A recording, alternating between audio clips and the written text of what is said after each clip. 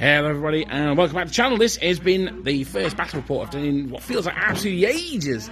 And this is going to be a battle from the rules pack for Under Eagles to Glory, the event that we are running at Boards and Swords in June. This is going to be scenario number 2. We playtested scenario 1 last week. So General Dan and I are practicing scenario 2, which is Breakthrough Assault. Now this line here is going to be where the British are going to deploy. They will be attacking an Austrian army that will be deploying over here. Now the armies in this are made up using the point values in the back of Albion Triumphant Volume 1 and Clash of Eagles for the Austrians. So we'll go through the armies and we'll see what today's armies are both provided by General Dan. So we'll see what absolute filth he's come up with in his armies. So this is Dan's British Army of Filth. We start at the front with 2 large battalions of Guard. They are commanded by a strategy rating 8 commander. Then he's got 2 brigades, both exactly the same. They've got 4 battalions in each, with 1 battalion being Highlanders. So those are at the front here. We've got the Black Watch, and then we've got the Argyle and Southern Highlanders there. They both are commanded by strategy rating 7 brigade commanders. And then we've got a cavalry brigade, 2 regiments of dragoons, and they are commanded by a strategy rating 8 commander. The CNC is General Roland Hill. There he is.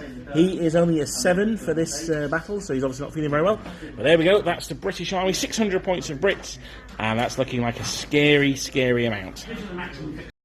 And facing those filthy Brits today are the Austrians. Now, we've got a very similar army to the Brits. We've got 2 brigades of 4 battalions, both led by strategy 7 commanders. As I say, both these armies are written by General Dan.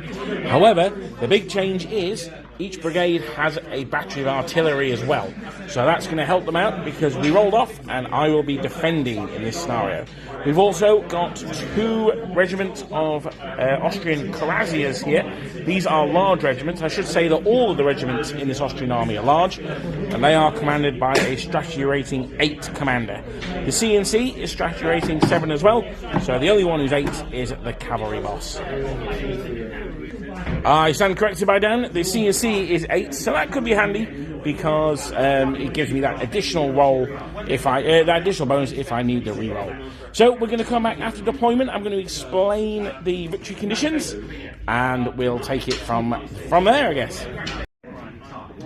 So the British have deployed. Now the deployment zones in this scenario are 8 inches onto the table, and the British, as you can see in their lines, they take up quite a substantial amount of the board. Now the mission here is that the British have to get off the Austrian players' side of the table, and the Austrians are trying to stop them. The more units the Austrians can destroy, the better, and the more units the British can get off the table edge, the better. Now we are playing this game on a much smaller table than we normally do. We are playing on a 6 foot by 4 foot table, and that's because that's what we will be using at the Clash of Eagles event. And for that reason, all of the measurements are going to be reduced by 1/3. So while infantry can normally move 12, they can only move 8, and so on and so forth. Now the Austrians have deployed back here. We've got 1 brigade of infantry in 2 deep line, and then we've got the cavalry over on the end here. And you can see the 2nd infantry brigade is not on the table, but their commander is. Now what's going to happen here is I have chosen to hold 1 brigade back in reserve, and I can start rolling for them at the beginning of turn 2. Now they need to come on within 6 inches of the brigade commander, but apart from that, they can come on as normal. They just can't charge the turn that they arrive. So that's it at the end of deployment. Let's have an aerial shot. We've got long lines of Austrian troops, and they are facing long, deep lines of British troops. It's a little bit scary, and we'll let you know how it goes at the end of turn 1, which will be going to Dan, as he is the attacker. And yeah, we'll let you know how it goes.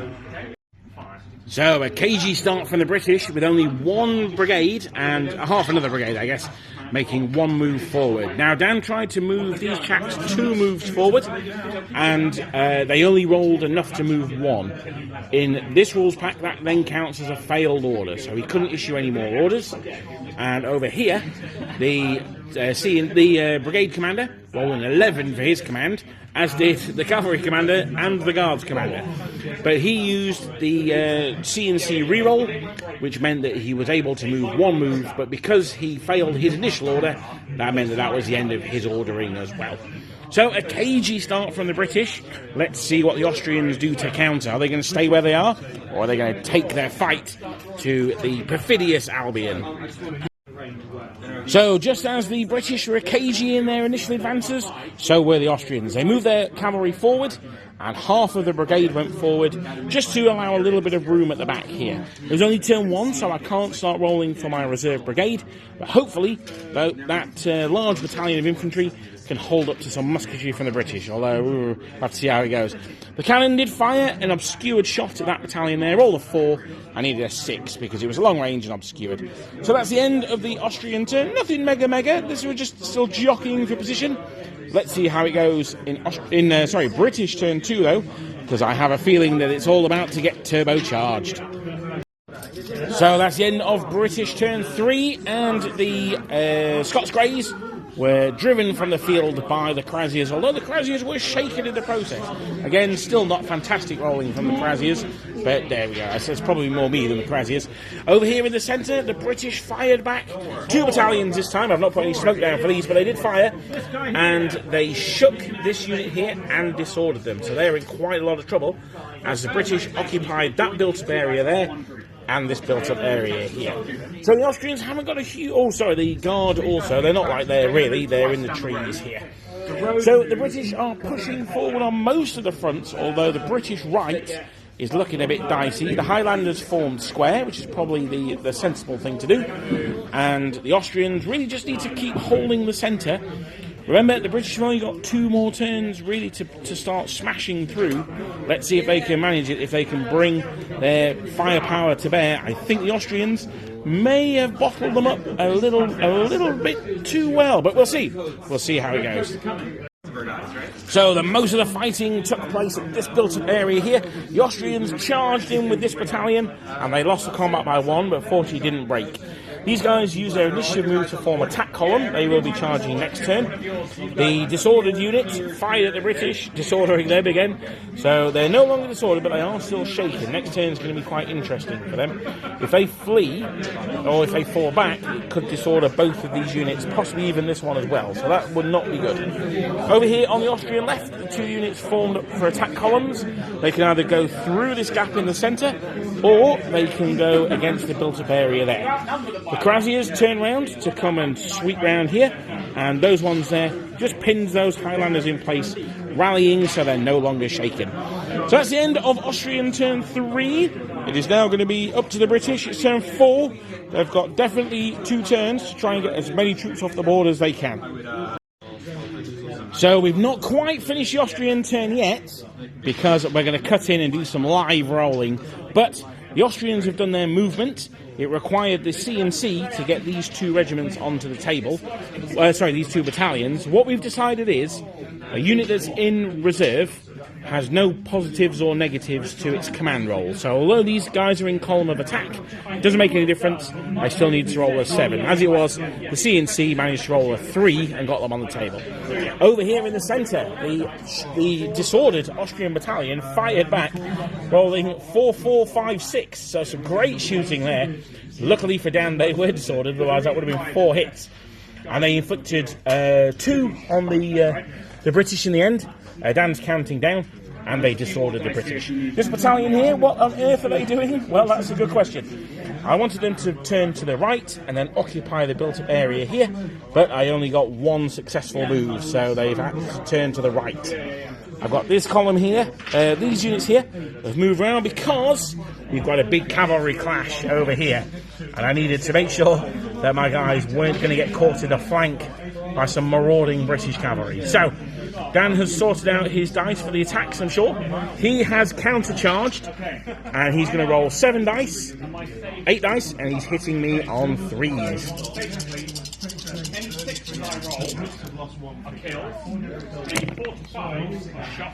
So now they are British, so of course they get to reroll all their misses for 8 hits. So that's rather upsetting. I'll roll my saves in a second. I've got 9 attacks, is that right? 11 attacks, because I'm a large unit. My hands are not big enough for these dice. So I'm also hitting on 3s, because I charged. Let's see. Oh dear. Oh dear, oh dear. Oh, yeah. Not good at all. Only 5 hits there out of 11. Shockingly bad. Now Dan hit me 8 times. Now, being Krasias, I have a save of 3, so I'm going to have to rely on this. Oh dear. I take 3 casualties, so not quite enough to shake me, because I am a large regiment. And Dan rolls his saves of 4+, and he takes 3 as well. So, now we work out who won the combat. Well, I took 3 casualties, and Dan has heavy cavalry 1. So I inflicted 3 casualties on Dan. I have a support, and I have heavy cavalry D3, so I add an extra 1 to my combat res. So I win that by 1, luckily. Ooh. Now, this is one of the problems with countercharging. Dan was absolutely right to do so, especially with the British, because they get so many bonuses for charging. But he moved him out of his support range here. Remember, we're reducing all the ranges by a third, so support range in this is only 2 inches. So Dan makes a roll. There's no negatives to this, though. And it's a 3, so the unit breaks. Now, Dan has got an absolutely beautifully painted flag there. Let's see if I can steal it. Capture the colours. A 1. Oh dear, no, absolutely not. In fact, my Austrians apparently don't even know what a flag is. They were clearly surprised by the fact the British brought them into the field. Now, I can follow up, and I am going to. That's because I can catch the Scots Greys at the halt, but I can't move my supports. So this is going to be a little bit cagier, because it was my support that helped me win that last combat. Let's hope I can roll more than 5 3+s on 11 dice, so that might also help. So I will roll first. So, ooh, only a little bit better. Actually, no, actually, yeah, it's still not great. 7 hits there from the Austrians. And the British are attacking that with 7 dice, is that right? Is it 8 dice? 8 dice. Now, no rerolls here because they don't count as charging. And they're on 4s to hit. So 4 hits. So 4 saves of 3+ for the Krasias. They save them all. Oh, now that's big because they would have been shaken. Oh, and 1 goes through for the British.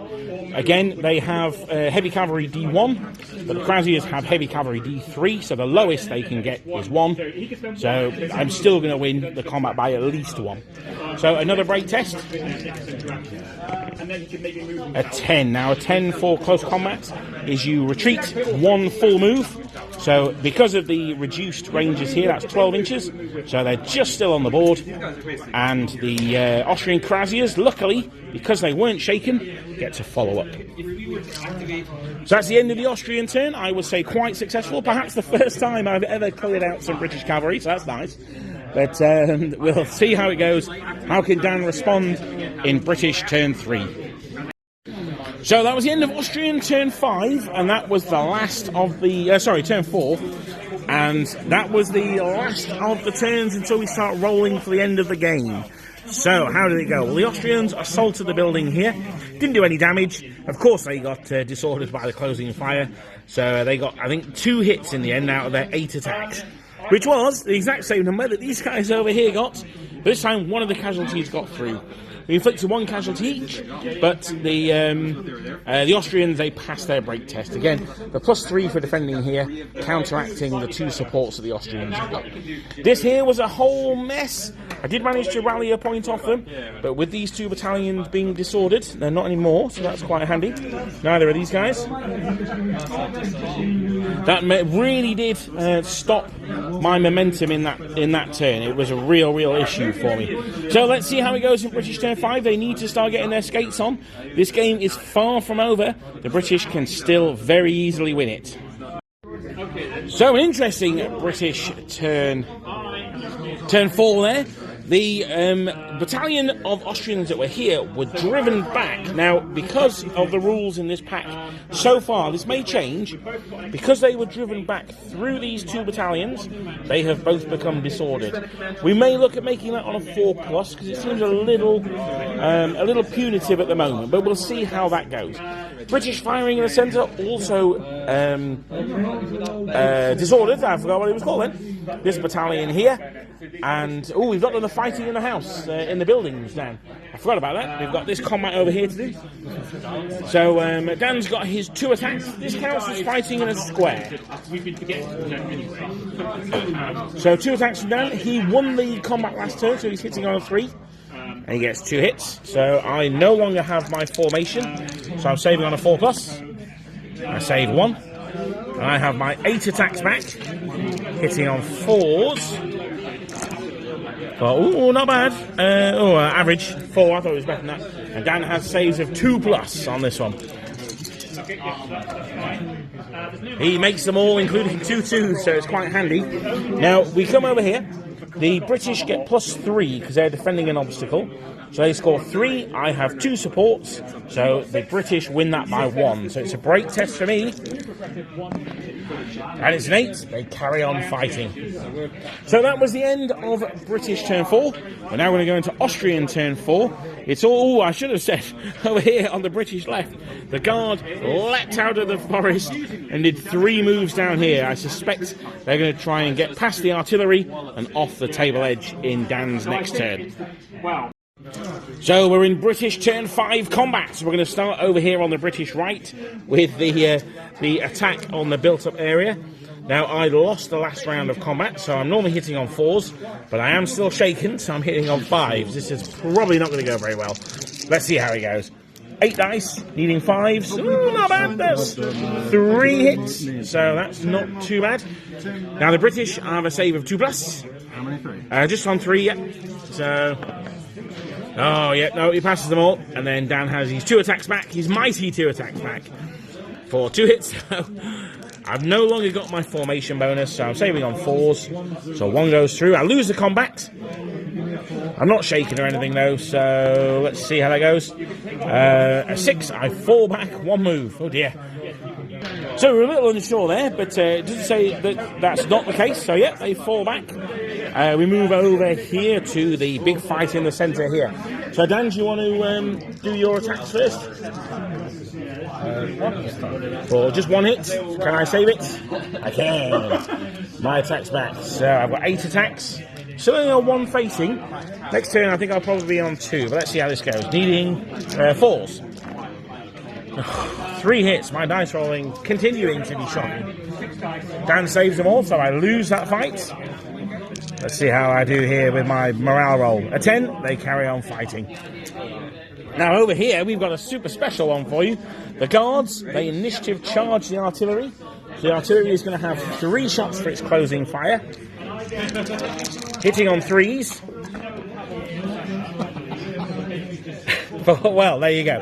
So that's 0 hits. I get 1 attack. That's absolutely appalling. The attack hits, though. So Dan has a save of 3+, I believe, for the Guard. He's just double checking. A 2 1s and a 2.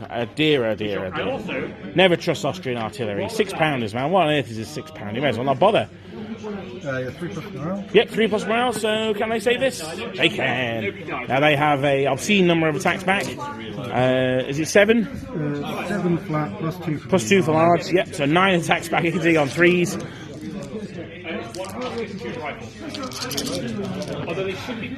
That's a lot. Let's see if I can save this many. No, I can't. So the artillery are destroyed. And the British have their overrun move. And I suspect they're going to go off the table, are they, Dan? So the British are going to move off the table here. And that scores them 2 victory points. So that's the end of British turn 5. Dan scores his first 2 victory points, so that's pretty good. Is it 2? No, 3. His first 3 victory points, sorry. So he's doing well there. But let's see if the Austrians can stop the bleeding wound. This flank over here is looking very open, so let's see how that goes for Austrian turn 5. So the fighting continues. We had some shots over here. A follow me order brought the Krasiers around. The fight, finally, the Austrians won the fight here. Well, it was a draw in the end, but I count that as a win for me. They couldn't block the gap there, which is a bit of a shame. Those guards may be able to get off next turn, if there is a next turn. Dan, do the honours. On a 1-4, the game continues. Yep, on a 5 or 6, that is the end of the game. A 2, so the game continues. So we press on with British turn 6. So we're into the combat phase on British turn 6. The guards have done a follow me order and legged it off the table. So both guard battalions off the table. That scores down 6 victory points. That is nothing to be sneered at. The guards actually didn't fire a single shot in the game, but they may end up winning it for him. We got a very cheeky charge on the flank of this battalion here. So they're no longer assaulting the building, and they have been charged in the flank. The building assault's going to be a separate combat. This unit here moved right up into point-blank range, fired 3 shots, but unfortunately for Dan, they didn't disorder the infantry, so we'll see what happens there next turn. But we're going to start with combat, so we're going to start with this one here. Now, Dan's charged me, so he's going to be rolling his 6 dice. He's going to be hitting me on 3s because he charged. That's a very, very good roll. I am going to be saving these on 5s because I've been charging the flank, so I'm at -1. So, sorry, not 4s because I am in a column of attack. So I take 3 casualties. That's going to be more than enough, though. That's going to put me on 1 excess. Not enough fingers. Where are we? There we are. So my attack's back. Now I have 8 attacks. Okay. But because I've been charging the flank, half of my attacks must go forward. So they're effectively wasted. And these 4 can go sideways at -1. So I'm going to need 5s to hit here. Not bad, 2 hits. Dan gets to save on a 4+. He saves them both, so that's fair enough. Now we look at support. Now Dan is supported to the rear. I am also supported to my rear. However, Dan has caused a lot more casualties than me, so I test at -1. Let's see how this goes. Oh, I explode. Now this unit was in support, so I need to roll for those guys as well. I need to roll high here. A 10, that is indeed high enough. So this unit has been destroyed. That's the first non-artillery Austrian unit to be destroyed, but were they ever? Now Dan gets to make a consolidation move with his infantry. He can't go into another combat though, so there's not really a huge amount they can do. I think they're just going to have to kind of stand where they are, really. So is that alright, Dan? We'll a little bit. Okay. So that is the end of British turn 6. We are going to cut in, I'm sure, when we get to the combat on Austrian turn 6. Oh, sorry, yes, no, we do have the building. Thank you very much, Dan. So Dan's got his 2 attacks coming out. Here we go. Yes, that's right, yeah. For 1 hit, I get a save of 4+, which I make. Hurrah! I am attacking back. My guys are super mad for this. 4s to hit. Only 2 hits. 2+ saves for Dan. He makes them both as well. So I lose that combat once again. Let's see what the morale roll rings. An 8, they carry on fighting. They really do want to take this village. So that is the end of turn 6. Thank you for reminding me about that one, Dan. And we'll come back and we'll see how the Austrians can get on with their turn 6. So it's turn 7 British combat round. Dan wants to start with what we've dubbed the Siege of Jerusalem over here. So he's got his 2 attacks. You won the last round of combat, so you're hitting on 3s. It didn't really make a difference. Saving on a 4+. Oh, yeah, boy. My attack's back. Yeah, only 3 hits this time. But when Dan rolls a 111, that's all I need. Oh. Now, because Dan has the innate +3 from holding the building, I still don't win, despite causing the casualties. So, it's a break test for me. Don't run. Oh, they fall back 2 moves, which is going to take them off the table. Boo. I think they fought valiantly. They fought well. So, a battle honour for them. Happy with that. Dan initiative charged here. He charged the rearmost of the 2 battalions. They've got 3 casualties already, so that was a pretty good move. I do get some closing fire, hitting him on a 3. Because you get the Austrian. Oh yes, the Austrians get the bonus dice, and they get the disorder. And the Flintschaffen. And he takes it, he goes through as well. So, the Brits get their 6 attacks, hitting on 4s, while the mighty large Austrian battalion gets 8 attacks, also hitting on 4s. So the Britannia, 3 hits, 3 saves of 3+, 1 goes through. So they are now shaken. That could be important if the combat is a draw. So they have 8 attacks back, hitting on 4s. Not bad. 5 hits. So Dan saves on a 4+. 2 of them go through. So let's see who won that combat. Well, the Austrians are supported to the rear. They cause 2 casualties, so that's 3. And the British cause 1 casualty, so the British lose that combat. And Dan rolls a 9. The fight continues, so not too bad.